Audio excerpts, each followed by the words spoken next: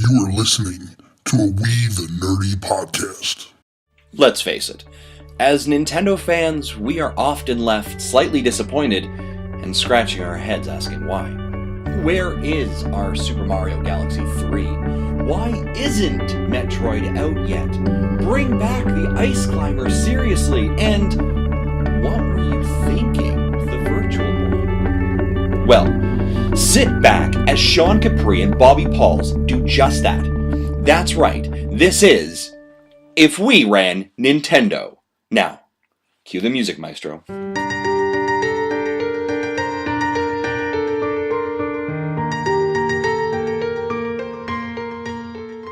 What is up, everybody, and welcome to episode 40 of If We Ran Nintendo. I am Bobby, the Nintendo Guru, joined by the greatest co-host in all of podcasting, Sean Capri.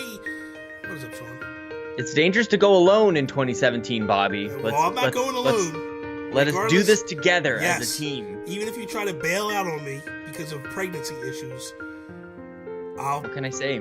It keeps me up at night. It would keep me up at night. But what can I say? I will go to the hospital. We can record while Chelsea's having the baby. It'll be good.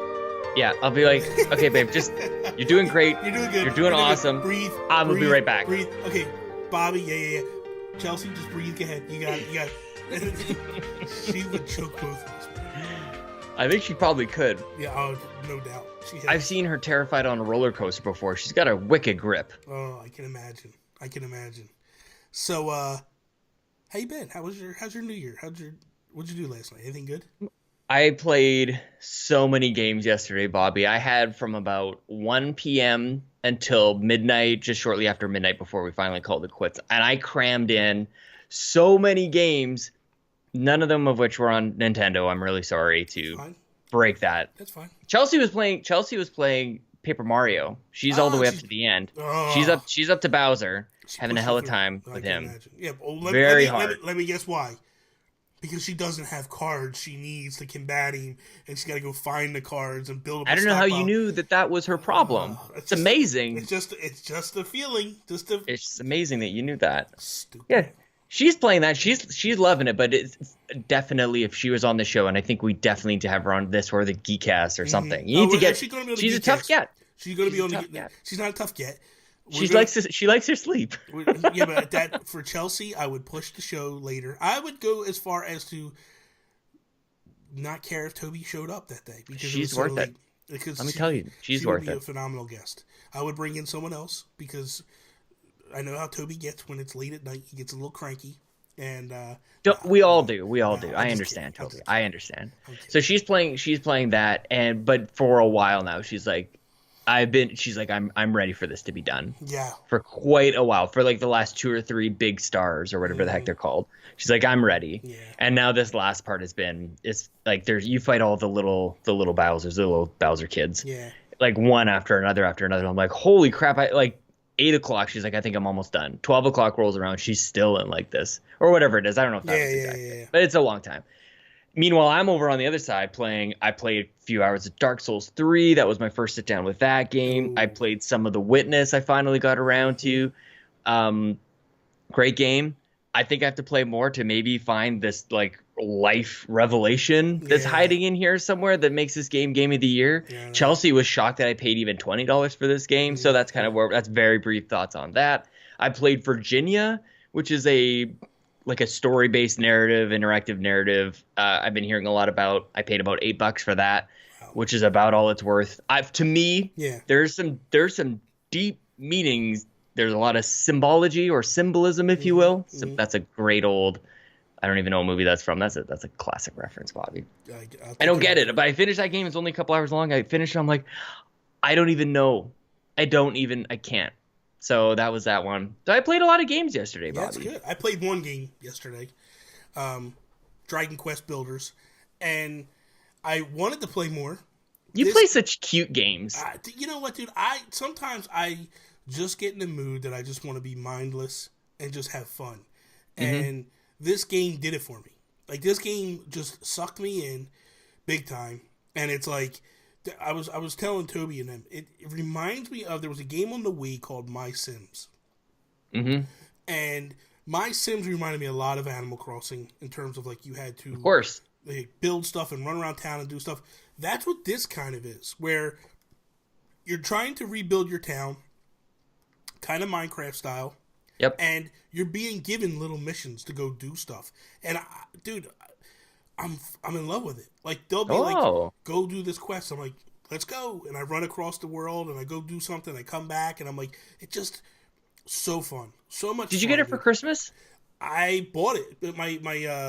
My nephew and niece gave me a gift card. Nice. To GameStop, and I went out. Me and Tony went out Boxing Day for you, but I had to work. Yep. And we went to GameStop, and they had it on sale, and I bought it. And I was nice. like, and I'm like, this is perfect. So technically, yeah, I got it for Christmas, and dude, I'm like in love with it. I really am, and to the point where I'm like, I want to get done this podcast because I want to go play. Like I was up till Tony came down yesterday, and she's like, "Are you alive down here?" And I was like, yeah. She's like, what are you doing? And I'm like, I'm playing this. And she's like, because she's been sick. So you know how it kind of gets when, And I'm like, well, I'm like, I figured you'd be up there sleeping. I didn't want to bother you. And, No, Bobby. Yeah, I know. Men and women do sickness very differently. I know. Me, I'd be like under a blanket, sleeping. No, she's like, I got to be like right next to her. But the confusion is really hilarious about this whole sickness thing. I'm sorry to take us off on a bit of a tangent here. Women give us a big... They give us all this crap, like, oh, the man cold, and men need to be taken care of, and they're all whiny. He's like, just leave me alone. Yeah, just leave me alone. Just get out. Like, yes, I'm grumpy. Yes, I don't feel great, but I'm perfectly fine in my room. Just get out. Yeah, just leave me alone. And I'm good. And I'm good. But so she came down, she's like griping and stuff, and I'm like, why aren't you making her soup, Bobby? Whatever. Anyway. So I'm like, I'm playing this game. I love this game. And then, so she sat here for a minute. She started watching. She goes, I think I'd really like this game. I said, you would love this game. And then I went upstairs at 11-ish. And thankfully I did, because I got to watch the debacle that is Mariah Carey.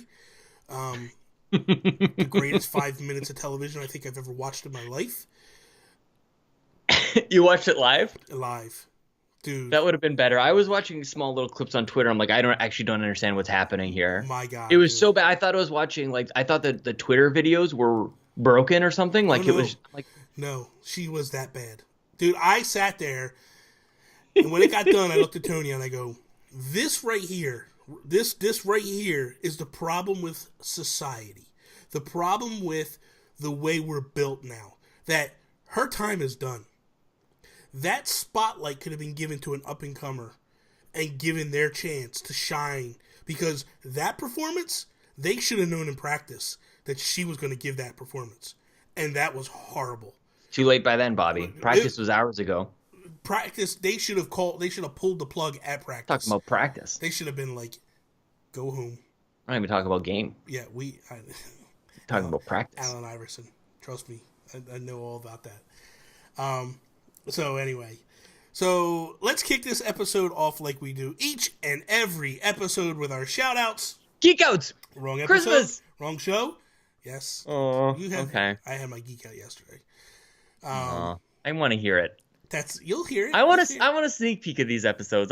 You should just give me the raw audio. I want to hear it. I want to hear it first. There's a lot of talk about you that's in a negative light. I don't think you would appreciate that. No, never. We would never do that.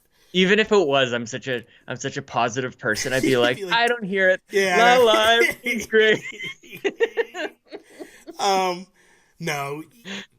And for those that aren't really sure, I do another show called The Geekcast with a friend of mine, Toby, and my best friend in all the land, as I always say over there.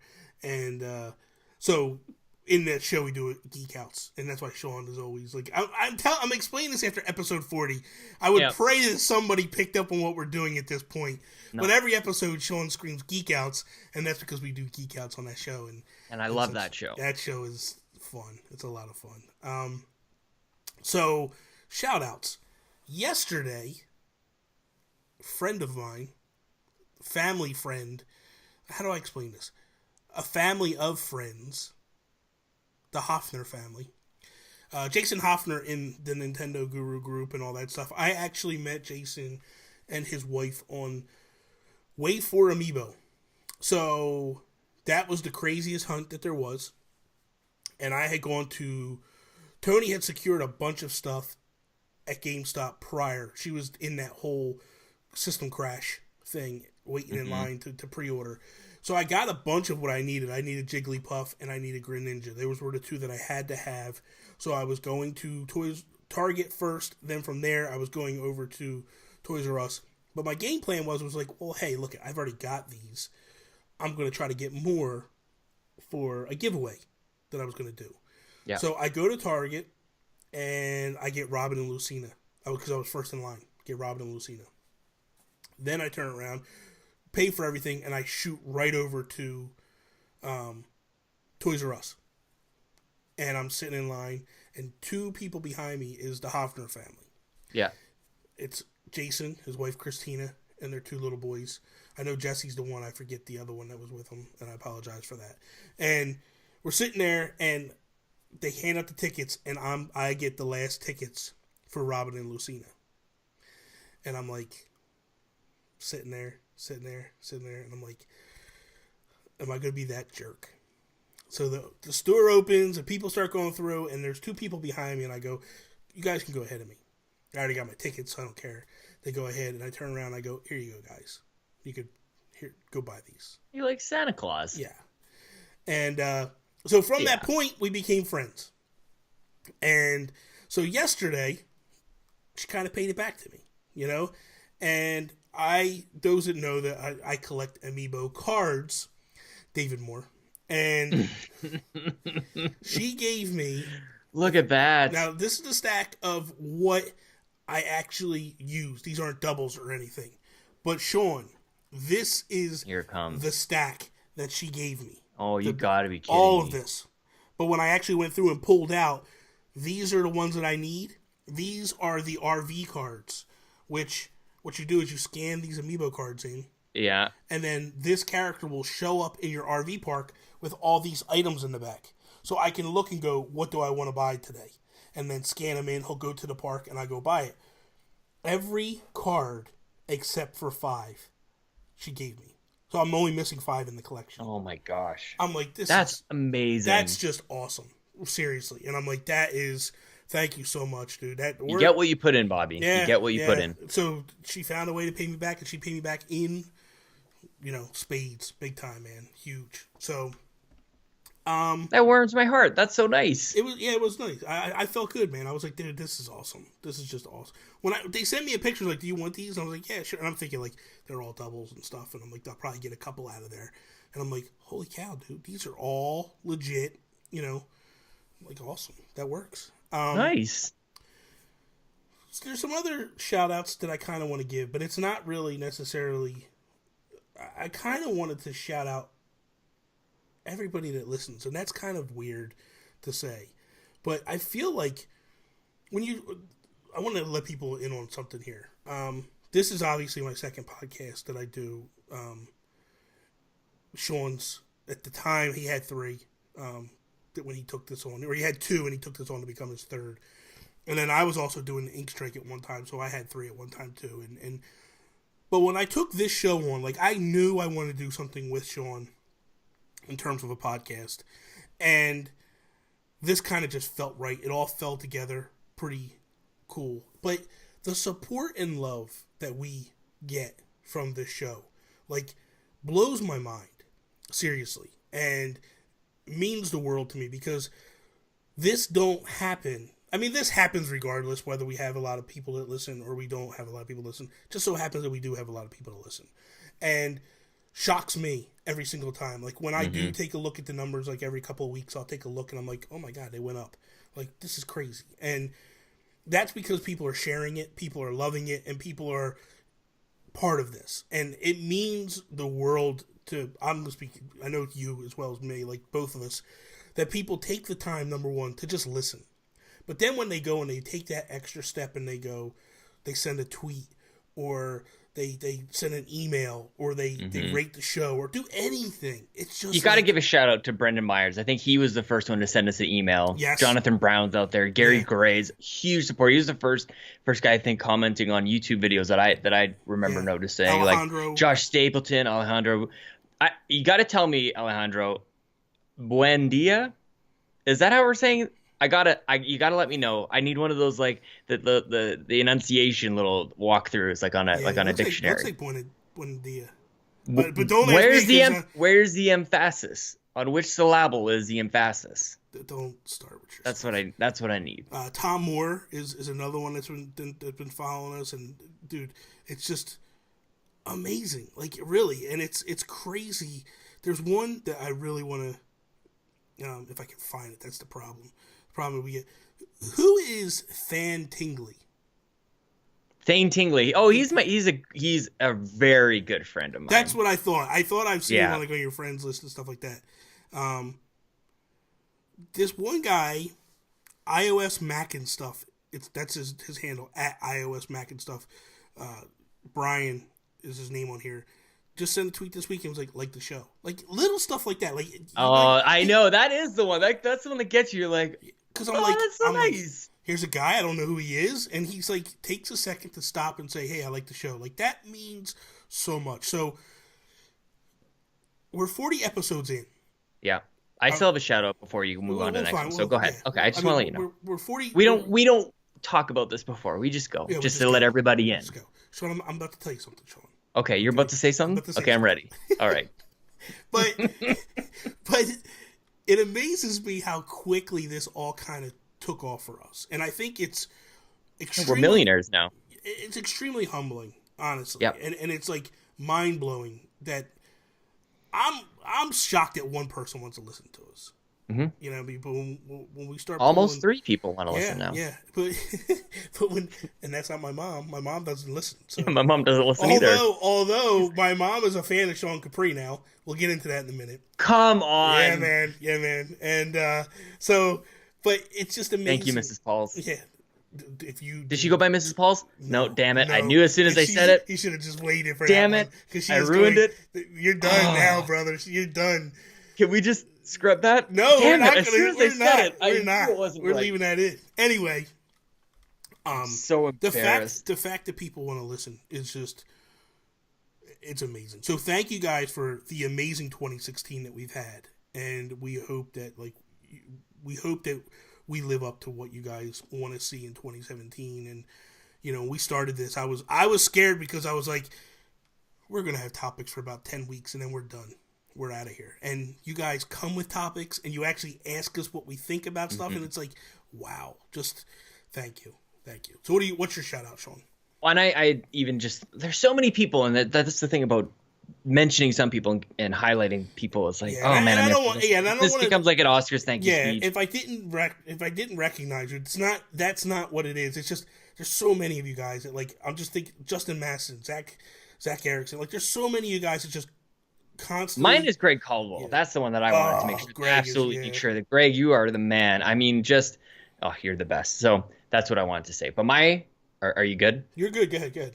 Okay. So my shout out is you referenced them before too, Dave Moore, Johnny Casino over on Shelved and Forgotten.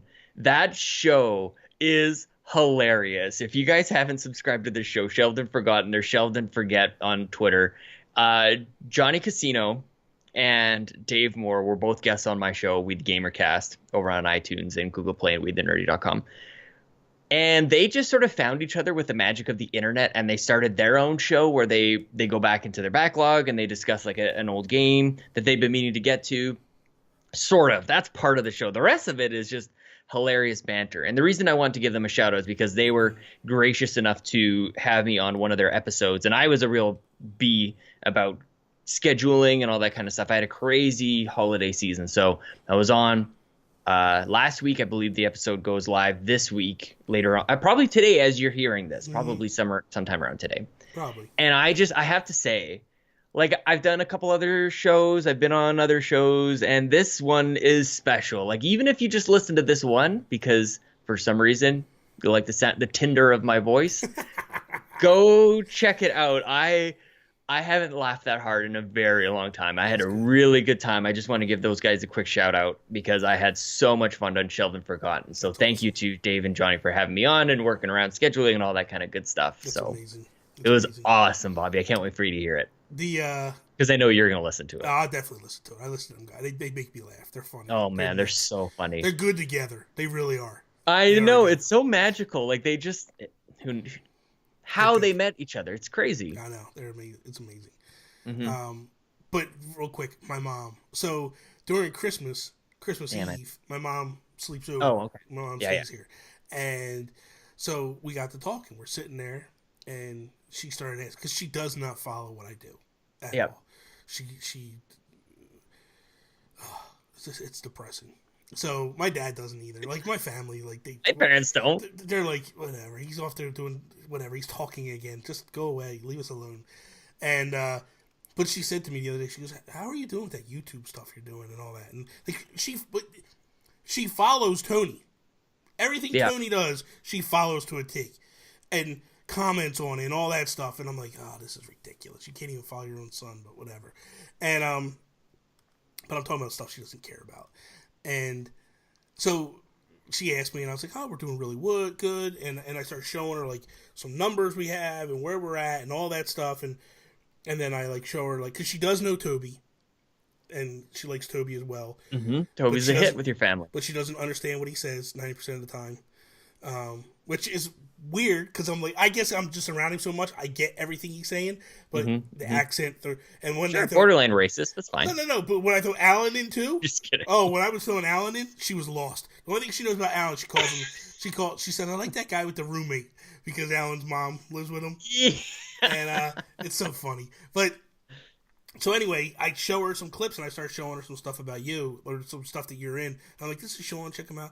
And she's like laughing hysterically. Yeah. Like, we showed her the end of the episode, and oh no, where it starts off with, because it was Christmas morning now, so I could show Tony the episode.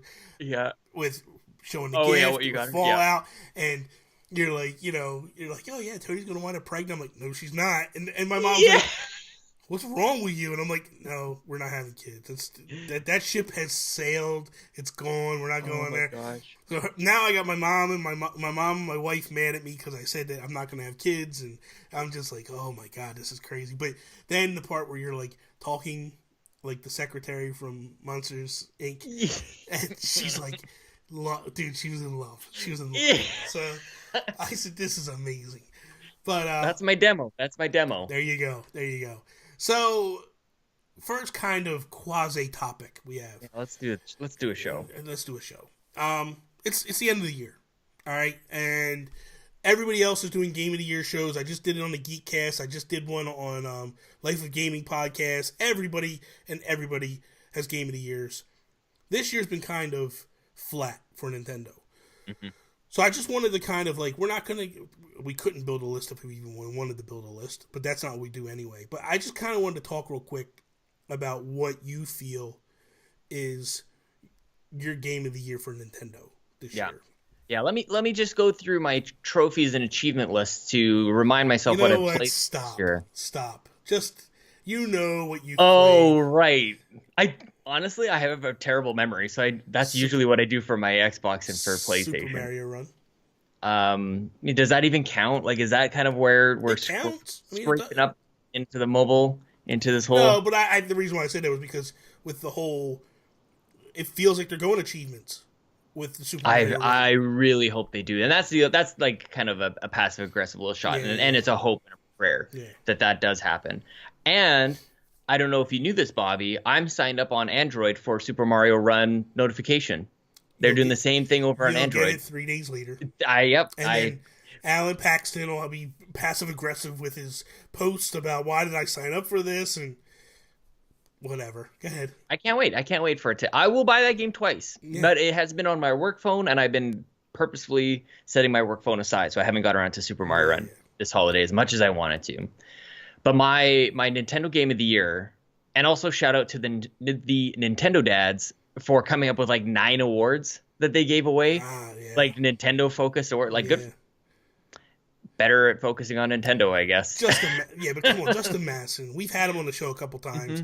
The dude comes prepared. Like, I know he's got pie charts oh and flow charts and easels. When I bring him on the show when I don't feel like doing anything that week, because I'm like, he's gonna come fully prepared, ready to go. He's got his clipboard and everything. Yeah, man, he's set. I love it.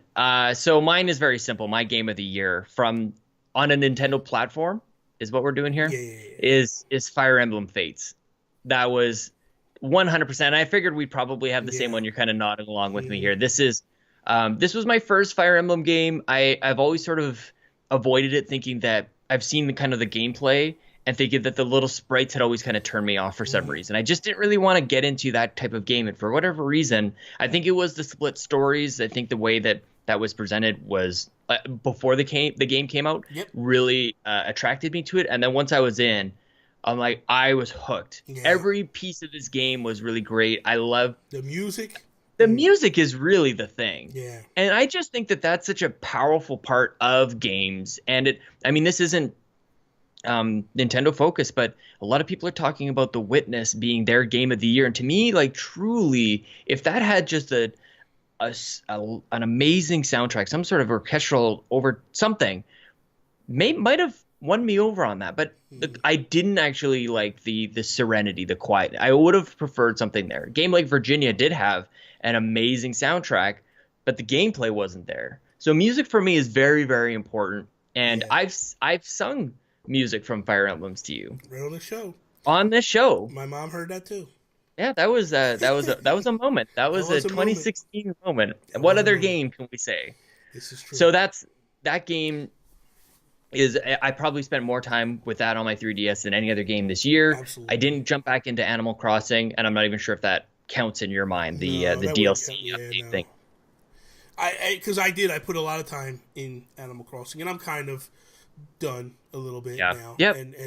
But it was cool to go back and revisit, and I kind of want to disconnect because I'm afraid they're going to come out with one on Switch, and I'm like, I don't want to be worn out of it. I don't want, but at the end of the day, I feel the same as you. Now, full disclosure, I was on two, like I said before, 2 Game of the Year show type episodes, and I ruled Fire Emblem Fates off. Going into, and the reason why I did was because I felt like when you're looking at the big picture of everything, this game just, to me, isn't really a Game of the Year contender when you're comparing it to some of the ones that are in contention, like Uncharted 4 and Inside and Gears of War and Titanfall and all these big... Gears of War is not even top 10. Well, whatever. I'm here to tell you that. And I'm the Xbox guy. On some people's list, it is, apparently. It's not even top 10. Yeah, on some people's list, it's top 3. We'll let that go. But anyway, so my thing is like when I look at it, I go, but for me, in a Nintendo world, this game was phenomenal, dude. Kind of sad for Nintendo, isn't it? Yeah. We're talking about the best game, in our opinion, on a Nintendo platform. In your mind, doesn't even crack a top 10 list. Yeah, yeah. And in my list, in my personal list, is number 9. And because I'm sure there's people that would argue with us and go, well, Pokemon Sun and Moon is better. And maybe in your world it is. And it is a very good game. But I feel like what they were able to accomplish with this game, leading in the fact that you're going to have 3 paths to choose from, which way are you going to go, which way do you determine, and that decision is not as easy as people think it is. Mm-hmm. Like, going in, I thought, this is a no-brainer. I know where I'm going. I know what I would do. And just so you know, like, the choice you have is you can either go with your birth family, your blood family, the family that essentially kidnaps you but raises you from birth, or neither side. And go rogue. Go your own, go rogue. And by the way, that is so interesting. Yeah, like, and by the way, the Go Rogue version didn't actually launch until weeks after the other two. So when you initially bought it, if you went at launch, you only had the 2 paths that go down. What a brave rollout for that game. We've seen Nintendo do this whole 2 versions thing forever. Pokemon has done it, but very similar on both ends. And you're really doing it just to capture all of the different Pokemon. And that's why I give this a bit of a leg up Now everybody knows I'm not much of a Pokemon person anyway, so take that for what it is. Yeah. But for me, like the two versions of this seem so compelling and so interesting, but also very brave. This is not a tried and true method in the least. So I love that choice that I made. I love watching it kind of play out. And I played through Birthright going, why on earth would anybody pick the other one? This family is so evil. Like, why would you go? But that's a really great story over there as well. Yeah, it is. And when you go that way, it's, I don't want to. This is why this is a top 10 game. Yeah, and I've gone both ways in this game. I didn't go the third way yet. I do have it. I've been meaning to jump back in, and it's, dude. It just. I played Birthright through. I beat Birthright, and I'm like, oh God, this is so powerful. And the scene where you actually make the pick was gut wrenching. Yep. And so going in, I was like, I'm going Birthright. That's the way I'm going to play, and that's your birth family. And I'm going, and I'm like, when it came time to pick, I'm like, crush, because leading. Yeah, because the first few levels are the same for both. I think it's like 4 or 5 chapters are the same, and then it's 6 chapters. That's right. 6 chapter. But the thing of it is the family that raises you, you're in that beginning portion, and it's you real quickly build a bond with these characters where you're like, oh, I'm coming back, because that's what I thought. I was like, you wanted to build a bond with Camilla. Well, stop! Don't be like that. Camilla? You're messed up. That was it, right? Yeah. She's your sister, dude. I know, dude. But not really. Not really. Yeah, exactly. So, anyway, so you kind of go this direction, and you're thinking like, look how red you got. That's the way I want to go. That's the way I want to be. And then all of a sudden, you meet your birth family, and it's like, wow, because they don't show you your birth family till that chapter 6. So you have no time to spend with this family, and it's like, oh, well, I know, I'm going back to these guys. It's a no-brainer. Even though in my mind, leading in, I'm like, well, I would go with my blood family. I was getting, dude, the decision is not an easy decision to make. It's and great. It's awesome. They really did a really good game with it. Good job with it, and it was a great game. The only other game that I feel like might have pushed me this direction was probably Tokyo Mirage Sessions. Yep. Because that game shocked me.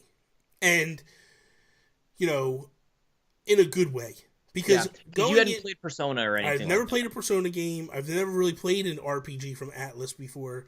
Yep. And so going in, I was just like, I'm going to give this a shot because it's Nintendo trying to sell stuff to us, and they're giving us something, and I'm like, I'll give it a shot. And there wasn't much going on at the time. No, there wasn't a lot going on at the time. And I bought it, and I was like, wow, this is really good. Super fun. Yep. The graphics are really good. The music, and listen, I'm not a J-pop guy, but the music, I enjoyed it.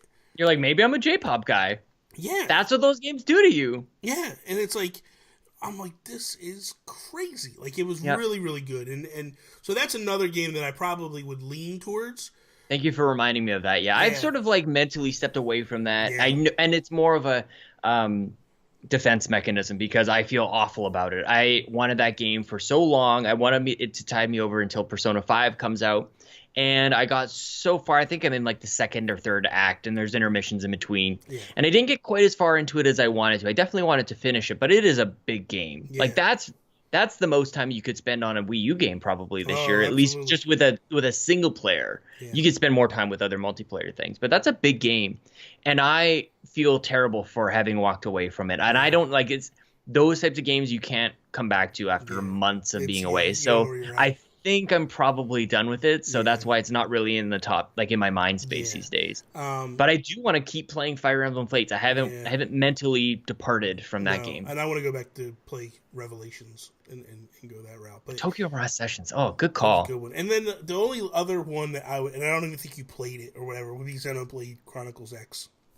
No, which I got for Christmas last year, and Greg Caldwell's happy though that you mentioned it. But it's a good game. It really is. It really is a good game, and honestly, like to know that Monolith ended that game and then went to work with Nintendo on Zelda because they just finished an open world game, and at the time, people were just like, "Oh, the Zelda game looked really empty," and to know that Monolith was going over to help with it, I was like, okay, I feel better now with them going over.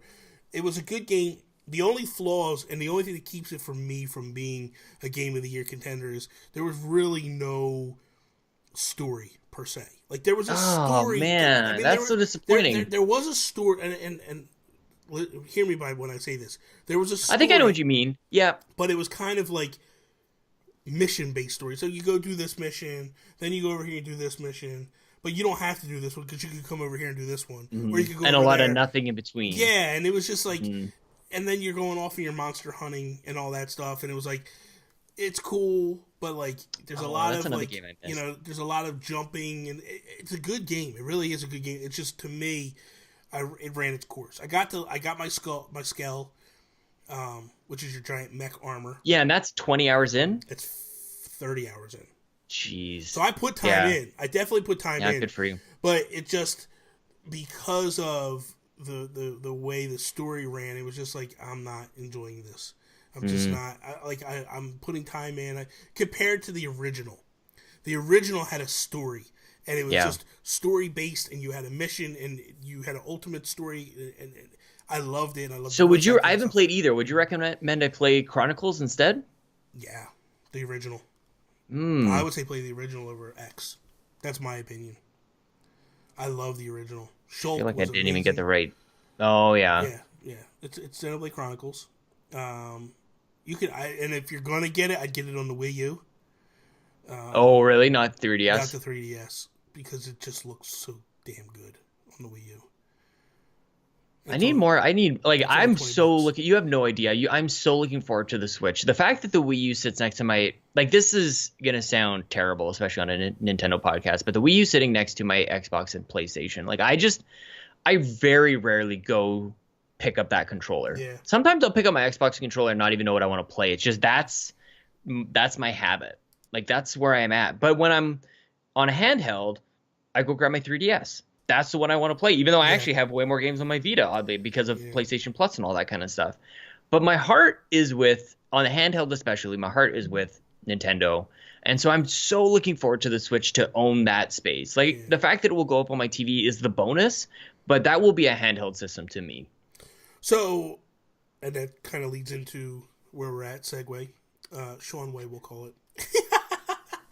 But the idea, okay, so our main topic for the show is, if we ran Nintendo, how long after the Switch is launched do we walk away from the 3DS, if we walk away from the 3DS at all, and if we do make that decision to walk away, do we ever go back to handhelds the way we know them now, the convention that we know them now? Because in my mind, Switch is a home console that just so happens you can take it on the road. That's the way I view it. Me too. And I think a lot of people view it that way. So my question is pretty simple, I think. And obviously a lot is based upon the Switch selling well. We're just going to fast forward and we're going to say the Switch sells incredibly well, because in order to make this decision, you have to know which way the company's going. So let's say that Nintendo sells 10 million in the first year, which is high, which is really well. But let's say they sell 10 million and they look like they're running in the right direction. How much longer? Because I think right now the lineup runs us until probably beginning of summer for 3DS games. That's what I was just looking up here, yeah. And I'm having a hard time actually finding a good list here, but there's a lot that have no dates. Yeah. So, question being, what do you think is a good range before we kind of walk away from the 3DS? Well, this is so hard. I think that, for me, personally, okay, so we'll do personally, so first, then, let's do this first. Would you walk away from the 3DS? No, and that's what makes it hard. I don't think that I would, but then I'm like, why not? And especially because of the fact that this is going to own that space for me. But I also look at, so we can look at PlayStation, Xbox as well, how they do things. Like when PlayStation comes out with PS4, they pretty much drop almost immediately their support or any real promotion for PlayStation 3. Yeah. They move on very, very quickly. Yeah. I think Xbox, on the other hand, still kind of kept around their threes, and maybe it was because PlayStation 4 was doing so well, so like why hold on to the past? But Xbox had a huge fan base, so maybe that scenario carries over to Nintendo a little bit more directly than the PlayStation situation.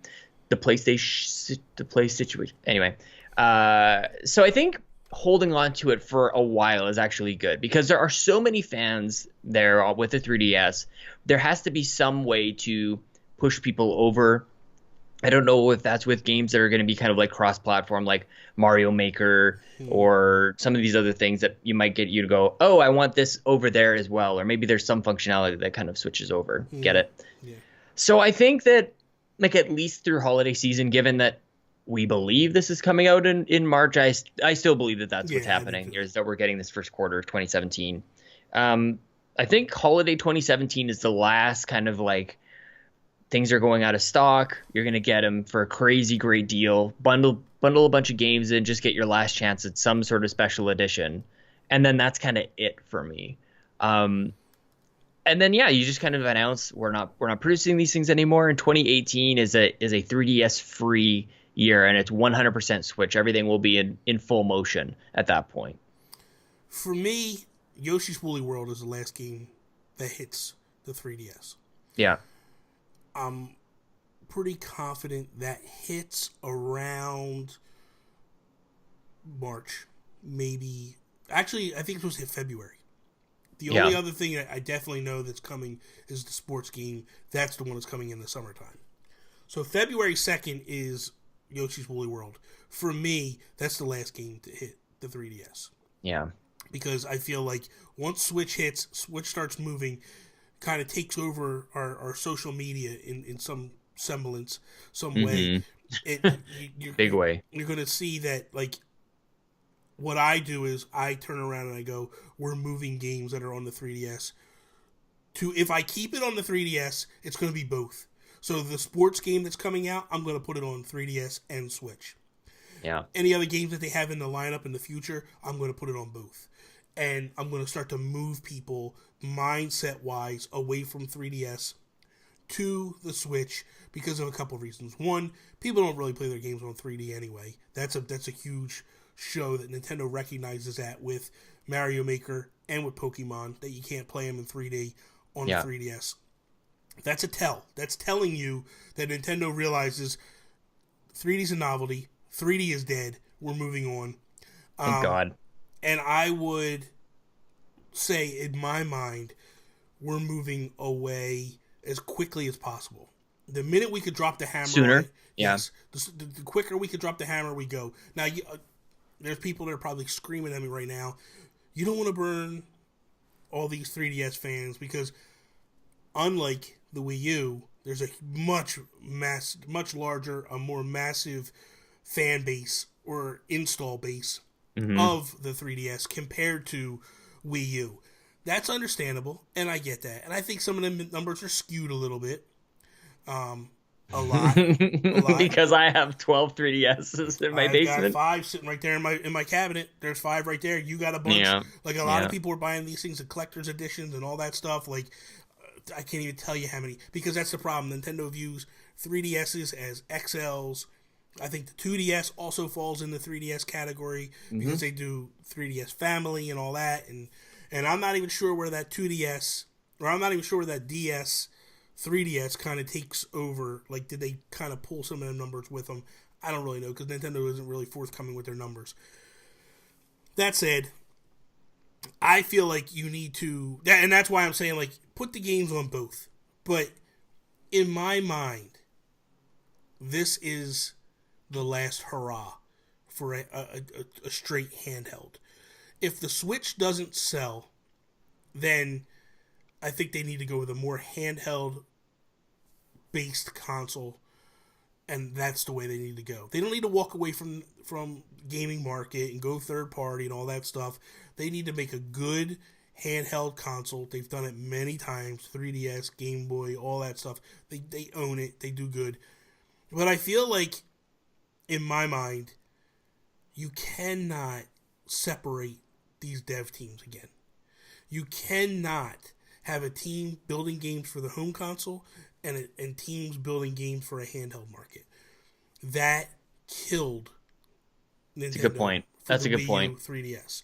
And look, in a perfect world, I'd be fine with it if they did this. They need to protect themselves in case the third parties pull out. Mm-hmm. Because as much as they're sitting there and they're going like, we're here, they also did the same thing on the Wii U. And they also did the same thing on the Wii. And they didn't really give us quality games on the Wii, which led to people not buying them, which then led to the issues on the Wii U. And then now we think the defense has been mended, but we're not 100% sure. Nintendo needs to protect themselves from the third parties bouncing out and just being like, peace out, we're out of here. So if you take all those, in my mind, you take all those dev teams and you put them, you're going to do strictly for the Switch, you just multiplied all your dev teams. Let's just say that they had 20 teams, 10 was this way, 10 was this way. Now you got 20 teams all working on one. And I've always said this, that I wouldn't, EAD, they do all the Mario games. In the past, they've done 3D Land on the 3DS, 3D World on the Wii U. Mm-hmm. Don't eliminate that. Just extend it and go, okay, you guys are working on 3D World 2.0, whatever. You guys are working on Galaxy 3. And then when you're done 3D World 2.0, you go work on Sunshine 2. And then you guys get done with Galaxy 3, you go work on Galaxy 4, or you go work on a 2D Mario. But I would have those ones pumping out games at a much more rapid pace. Mm-hmm. The Zelda teams, I would just turn around and say, if you wanted to do a 3D Zelda, like they're doing with Breath of the Wild, and then a sprinkling of 2D Zeldas here, go for it. You would now have the ability to put one team on Metroid, and that's all you would need is the one team doing Metroid. You would have one team doing Fire Emblem, and that's where they would stay, but you would be on the Switch. It would also allow you to have, Platinum do some things, and I just think that it would open things up where in the past where you had teams doing double dipping and doing work a game or a company like Retro, where they did back-to-back bunch of Donkey Kongs, do the one and move on. And then, by the way, if the Donkey Kong sells really well, you could take part of this team and put them on it, and then have the rest of Retro go away and do something else. Yeah, working on DLC instead of a port of the game to a different system. To another system. Yeah, and that makes sense. So I think that there's a lot that they could do. That's closer to the DS to the 3DS transition as well, isn't it? It was a lot more clean cut, even though there was a giant group of people who had owned a DS. So my whole situation of bringing those people over doesn't really make too much sense, even in the Nintendo world here as well. Yeah. But that's how I feel, and that's the way I would. It just sounds harsh. Just sounds harsh to say, but when you lay it out like that, I agree with you that you need to just move on. Yeah. And I think we are seeing that already, even with the games that are announced, the final games that are announced. There are a few third parties, which is kind of what I was thinking about when I say kind of keep it around for a few months. But those are totally out of your control. And I guess if what we're saying here is, how do you direct your first party talent? Those are 100% to the Switch. And I totally agree with that. I think in terms of sales promotions and just part of the messaging, I think 3DS will stick around for 2017. Whether or not people are actually actively working on it or not, or just getting things out the door, I think are two separate things. Mm-hmm. So I agree with you. Even as of right now, even as of 6 months ago, all hands on deck on the Switch, making sure that thing gets absolutely everything it needs to be a huge hit. 3DS has already been a hit. So there's no real need for that sort of focus on it. And I'm sure there's people right now going you gave some examples, but it just sounds like, you're still keeping it because you're having one team do this and that one do that, and it's Zelda and Mario. Here's an example of where a two-console thing doesn't happen. We could right now be getting Yoshi's Woolly World 2. Instead, we're getting a port of Yoshi's Woolly World over to the 3DS. Mm-hmm. And that's, to me, wasted talent.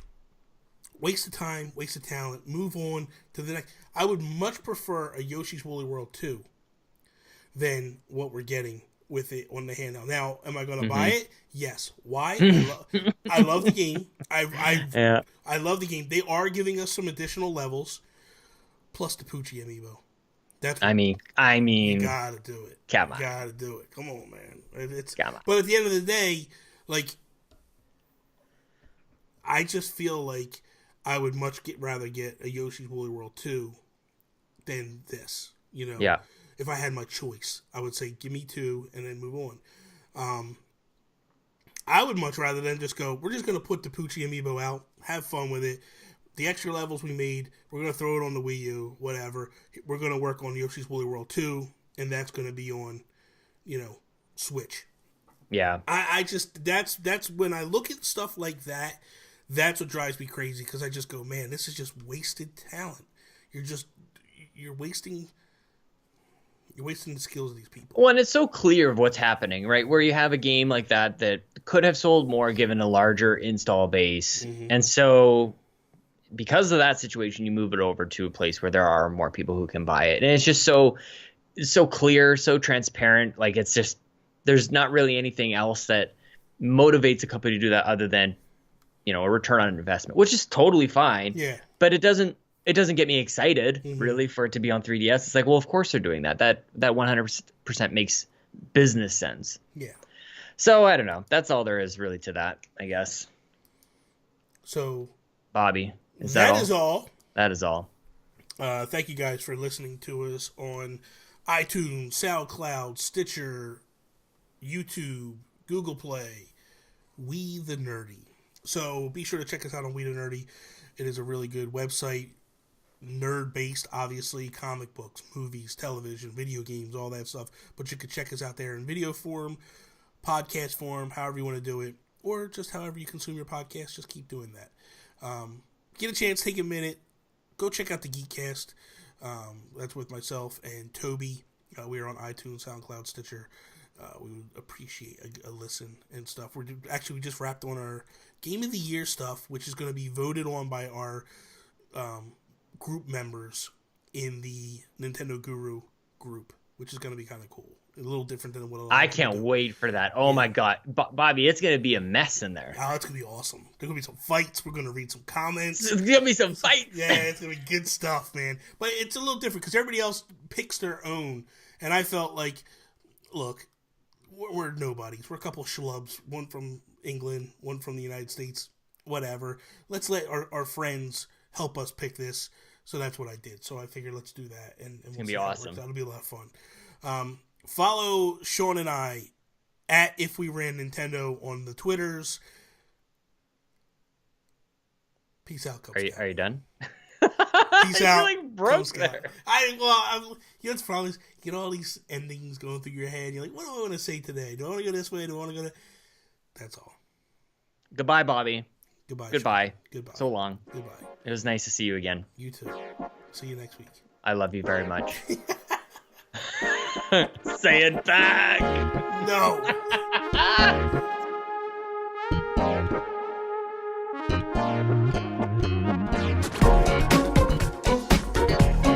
Last on Sheldon Forgot. I didn't listen to it yet. I don't think it's up yet. I don't know if my episode's up yet.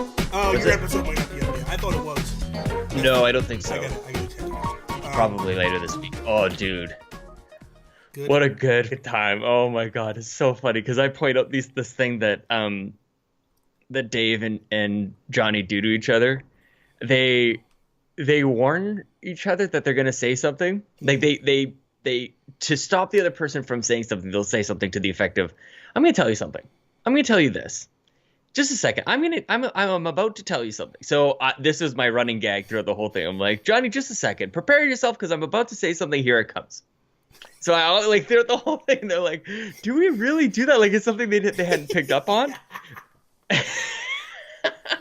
So listen to the next episode, the one that is in your queue. Yeah. because that's really where I started to pick up on it. We listened to the first couple of minutes, doesn't have the first few minutes, but after a while, it becomes comical. Yeah. I'm about to tell you something. Yeah. And it's so good, dude. That's funny. The Toby and I had Marley on yesterday. From the Nintendo Guru. From Final Fantasy. Final Fantasy 7. She's cute. You're messed up. She's super cute. You know Marley from the group, don't you? No, I don't. He's in the Nintendo Guru group.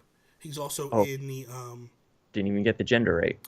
Exactly. And he's also in the NVC group and stuff.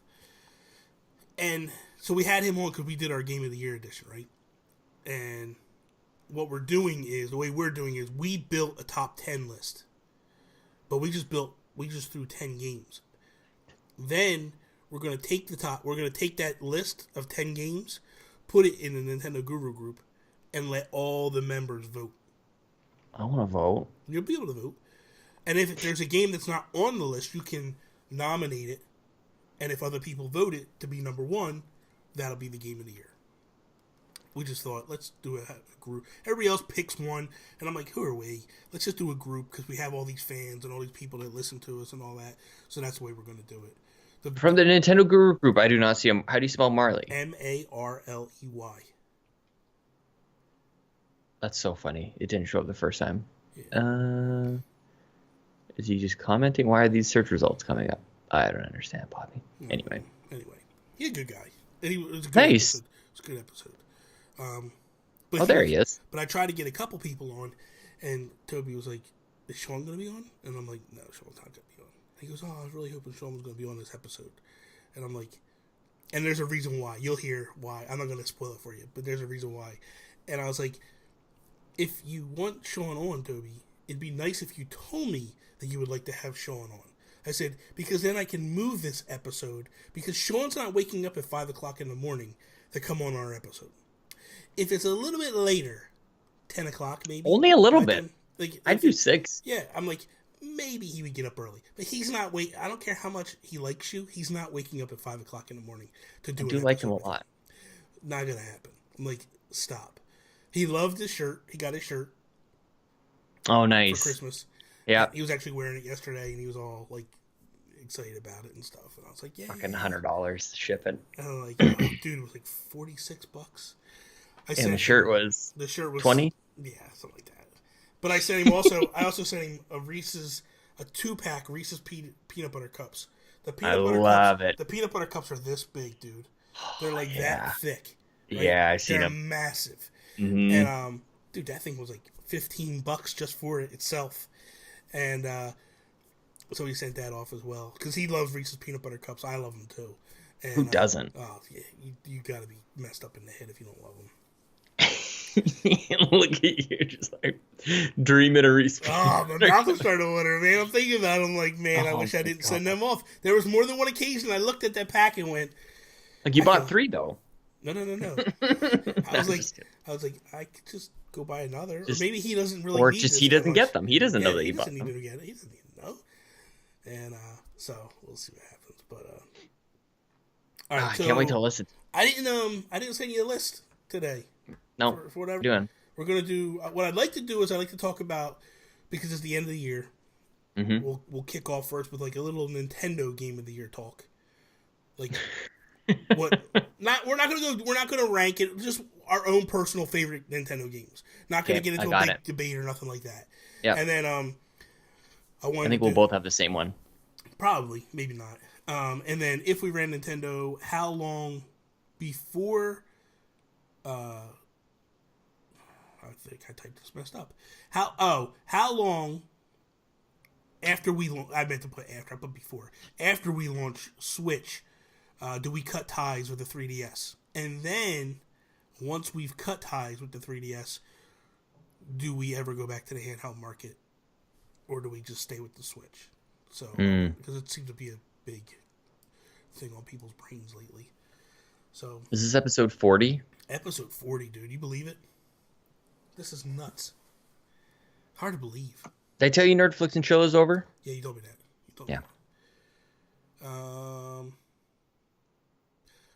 What is up, everybody, and welcome to episode 40 of If We Ran Nintendo.